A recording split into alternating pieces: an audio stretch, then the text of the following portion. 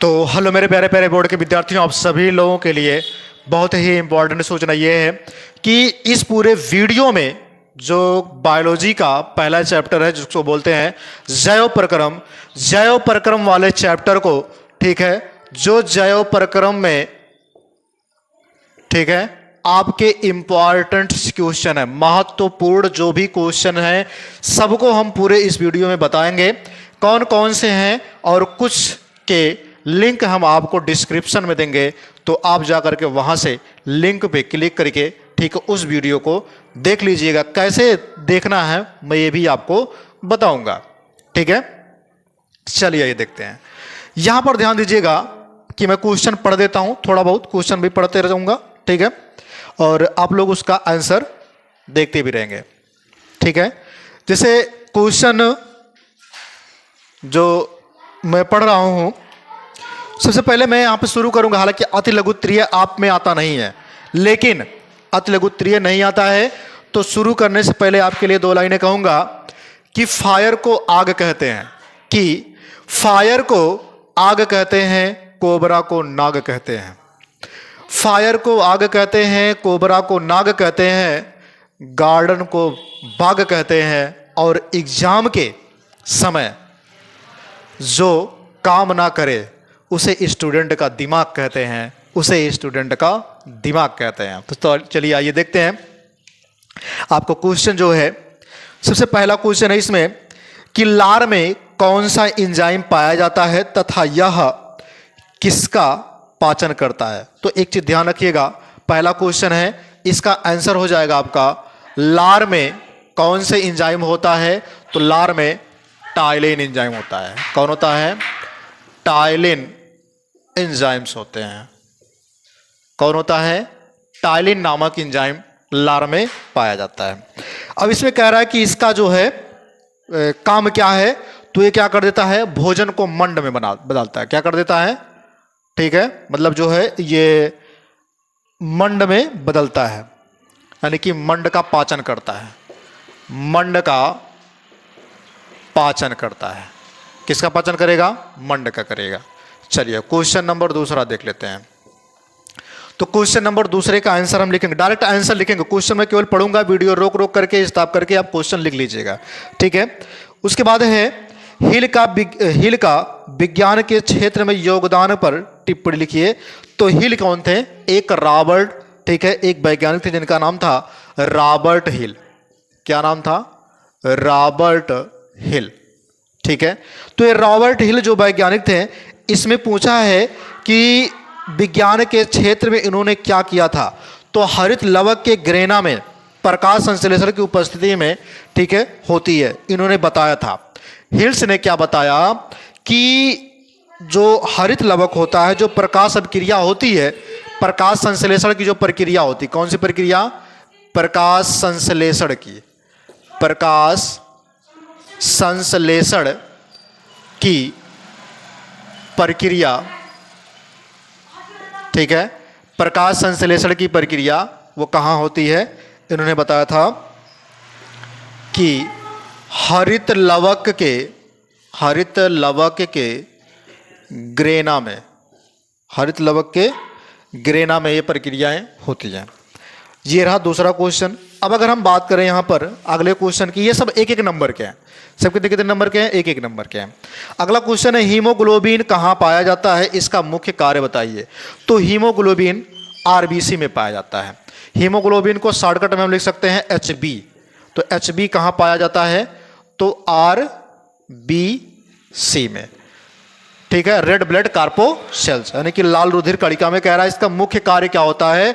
तो इसका जो कार्य होता है वो ऑक्सीजन का, यानी कि O2 का परिवहन करना। क्या कार्य होता है? O2 का परिवहन करना। क्या कार्य होता है? O2 का परिवहन करना, ठीक है। ये ठीक है। क्वेश्चन हम अगला देख लेते हैं। इसमें कह रहा है कौन सी त्वचीय ग्रंथि स्तन ग्रंथि के रूप में परिवर्तित है। कौन सी त्वचीय ग्रंथि स्तन रूप के, ठीक है, स्तन ग्रंथि के रूप में, ठीक है, रूपांतरित होती है। तो ध्यान रखिएगा, चौथे का जो आंसर होगा वो क्या कह रहा, कौन सी त्वचीय ग्रंथि। तो अगर हम त्वचीय ग्रंथि की बात करें, किसकी बात करें, त्वचीय ग्रंथि की, तो ग्रंथि कौन सी होगी, स्वेद ग्रंथि। कौन सी होगी, स्वेद ग्रंथि जो होगी ये स्तन ग्रंथि के रूप में कार्य करती है। किसके रूप में कार्य करती है, स्तन ग्रंथि। उसके बाद है इसमें रुधिर में एंटीजन एवं एंटीबॉडी कहां पाए जाते हैं। तो एंटीजन, ठीक है, क्वेश्चन नंबर 5वां है।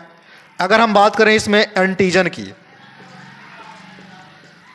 एंटीजन की, तो रुधिर में एंटीजन की अगर हम बात करें तो ये आरबीसी में पाया जाता है, आरबीसी में पाया जाता है। आरबीसी की सतहों पर, आरबीसी की सतहों पर, सतहों पर। उसके बाद कह रहा है इसमें एंटीबॉडी, एंटीबॉडी। तो एंटीबॉडी ध्यान रखिएगा ये कहां पाया जाता है, तो ये रक्त के, ब्लड के प्लाज्मा में। कहां, ब्लड के प्लाज्मा में, ठीक है। उसके बाद में अगर बात करूं यहां पर, अगला क्वेश्चन कह रहा है इसमें रक्त परिवहन से आप क्या समझते हैं, रक्त परिवहन से आप क्या समझते हैं, ठीक है। यह कितने प्रकार का होता है, यानी कि रक्त परिवहन का आपको परिभाषा देना है। तो रक्त परिवहन की परिभाषा हम दे रहे हैं इधर, ठीक है। हेडिंग डालेंगे रक्त परिवहन, ठीक है, रक्त परिवहन। अगर हम बात करें रक्त परिवहन की तो इसमें क्या लिखेंगे आप, रक्त द्वारा पदार्थों को एक स्थान से दूसरे स्थान पर, रक्त, ठीक है, इधर मैं लिख देता हूं,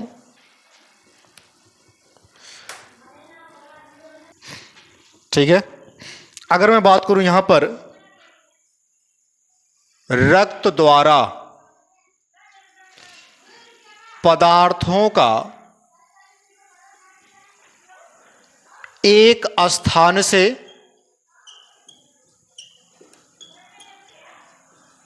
दूसरे स्थान पर जाना, ठीक है, रक्त परिवहन कहलाता है। अब इसमें कहा है ये कितने प्रकार के होते हैं, तो 2 प्रकार के होते हैं। कितने प्रकार के होते हैं, 2। एक होता है खुला रक्त परिवहन, दूसरा होता है बंद रक्त परिवहन, जिसको बोलते हैं खुला परिसंचरण और बंद परिसंचरण, वही चीज। उसके बाद है अगला क्वेश्चन, इसमें कह रहा है मनुष्य के सहायक उत्सर्जी अंगों के नाम लिखिए। तो मनुष्य के सहायक उत्सर्जी अंगों के नाम की अगर हम बात करें, सहायक अंग कौन कौन से होंगे, ये रहा क्वेश्चन आपका 6वां। तो क्वेश्चन नंबर अगर हम 6वें की बात करें तो सहायक अंग की अगर हम बात करें, सहायक अंग, तो ध्यान रखिएगा सहायक अंग में यकृत, फेफड़ा, त्वचा और आहार नाल। यकृत, फेफड़ा, त्वचा और आहार नाल, ठीक है। ये हो गए सहायक अंग। उसके बाद कह रहा है इसमें एटीपी तथा एडीपी का पूरा नाम लिखिए। एटीपी का नाम क्या होगा, एटीपी और एडीपी, ठीक है। तो एटीपी का नाम जो होगा वो होगा adenosine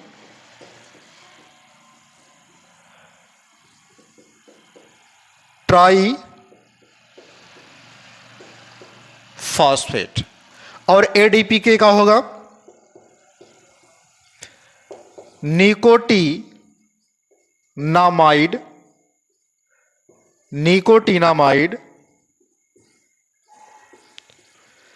adenine, nicotinamide, adenine dinucleotide phosphate, ये हो गया फुल फॉर्म। ठीक है, उसके बाद है इसमें, अब चलते हैं हम लघुत्तरीय पर, जो 4-4 नंबर के, ये मैंने आपको बता दिए जो आपके 1-1 नंबर के होने वाले थे। अब हम बात कर लेते हैं यहां पर, ठीक है, 4-4 नंबर वाले को। ठीक है, तो 4-4 नंबर वालों की अगर हम बात करें यहां पर, कितने नंबर वालों को? 4-4 नंबर वाले को। अब ध्यान से सुनिएगा, 4-4 नंबर वालों में सबसे पहला क्या है? स्वपोषी पोषण एवं विषम पोषी पोषण में उपयुक्त उदाहरण सहित अंतर लिखिए। तो ये मैंने, ठीक है, इसका लिंक मैं डिस्क्रिप्शन में दे दूंगा। इसको मैंने आपको ऑलरेडी अंतर इसको पढ़ाया है। ठीक है, डिस्क्रिप्शन में कैसे मिलेगा?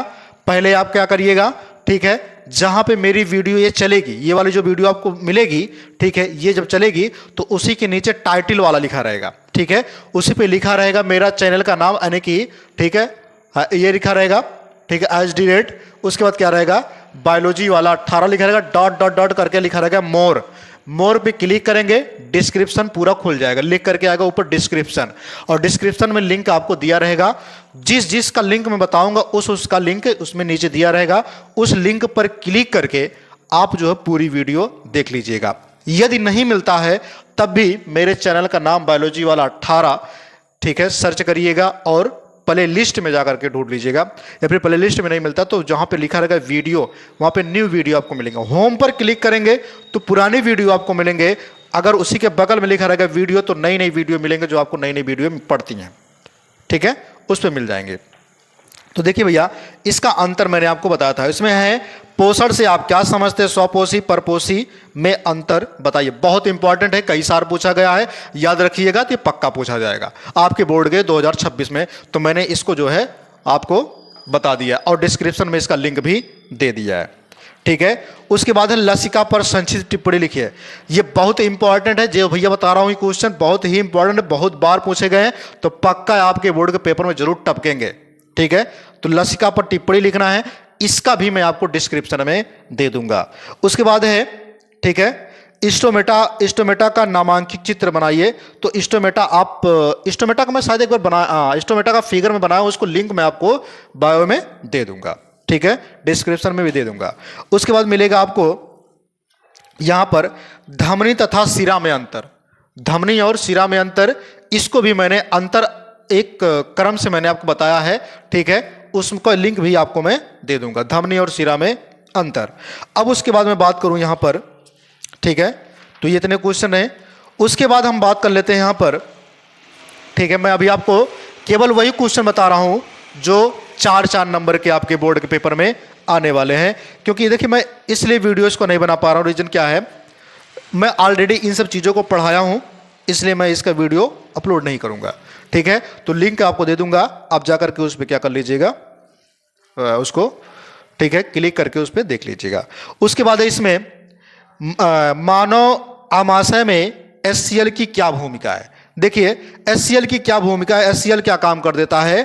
ठीक है, सबसे पहली चीज क्या होता है, ये पित्त वसाओं को, ठीक है, HCl की बात कर रहा है, तो HCl क्या कर देता है, भोजन को अम्लीय बना देता है। क्या कर देता है, भोजन को HCl अम्लीय बना देता है, जिससे क्या होते हैं, जो प्रोटीन पाचक एंजाइम होते हैं, जैसे पेप्सिन भोजन में उपस्थित प्रोटीन, ठीक है, का पेप्टोन्स में बदल देता है।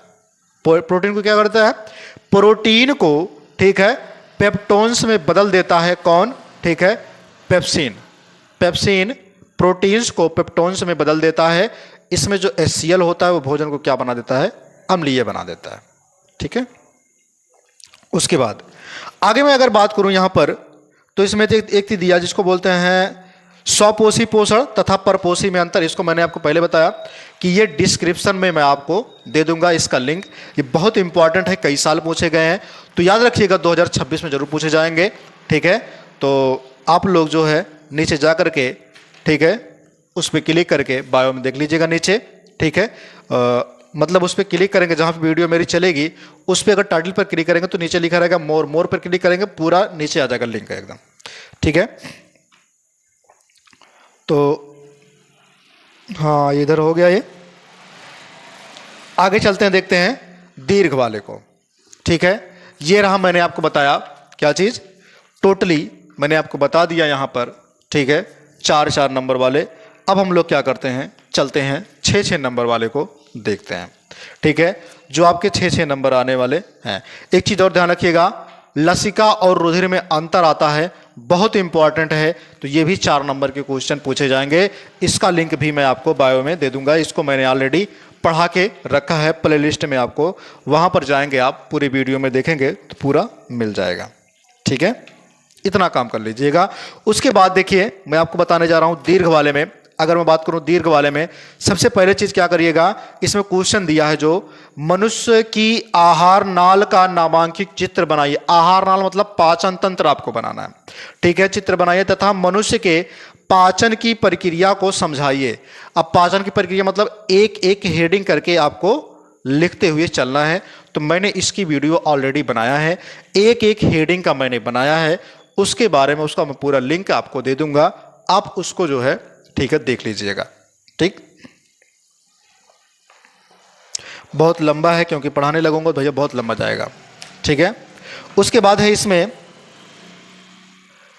श्वसन की परिभाषा लिखिए। मनुष्य के फेफड़ों की रचना, ठीक है, फेफड़ों की रचना का चित्र बनाकर वर्णन कीजिए।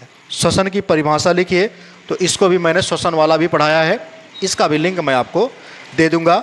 उसके बाद है यहाँ पर, ठीक है, कि मानव के उत्सर्जन तंत्र की संरचना एवं कार्यविधि का वर्णन कीजिए। मतलब उत्सर्जन तंत्र मतलब किडनी के बारे में आपको लिखना है। तो इसका लिंक भी मैं आपको बायो में दे दूंगा। उसके बाद क्या है यहाँ पर कि मानव हृदय की अनुदैर्ध्य काट का नामांकित चित्र बनाइए। ठीक है, चित्र की सहायता से संरचना का वर्णन कीजिए। मतलब आंतरिक जो हृदय का आंतरिक संरचना उसके चित्र को बनाना है। और हेडिंग जो क्या नाम है, इसके बारे में आपको लिखना भी है, जो मैं आपको ऑलरेडी हृदय के बारे में पढ़ा चुका हूं। इसका लिंक भी आपको, ठीक है, डिस्क्रिप्शन में मिलेगा। ठीक है, बाकी ये रहा, नेफ्रॉन के बारे में भी आपको मिल जाएंगे। ठीक है, तो ये पूरा मैंने आपको 6 नंबर का और 4 नंबर का और 2-2 नंबर के, 1-1 नंबर के मैंने आपको पूरा कवर करा लिया।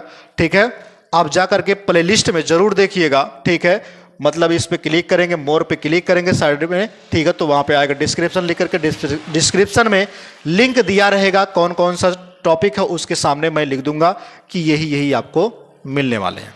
ठीक है, तो जाते जाते मैं कुछ कहूंगा आपके लिए, क्योंकि भैया आप बोर्ड के विद्यार्थी हो तो आपके लिए मोटिवेशन बहुत जरूरी होता है। कहते हैं ना कि हीरे की तलाश है, अगर हीरे की तलाश है तो सोना को छोड़ना पड़ेगा। ठीक है, याद रखिएगा, अगर हीरे की तलाश है तो सोना को छोड़ना पड़ेगा।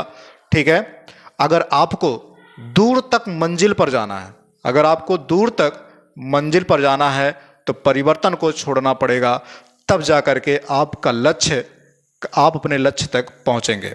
ठीक है, ये बहुत जरूरी है। तो सोना आप छोड़ दीजिए और बाकी क्या करिए, हीरे की तलाश में रहिए। तो जय हिंद, जय भारत। हंसते रहिए, मुस्कुराते रहिए, अपने टॉपिक को पढ़ते रहिए, लाइक शेयर भी करते रहिएगा।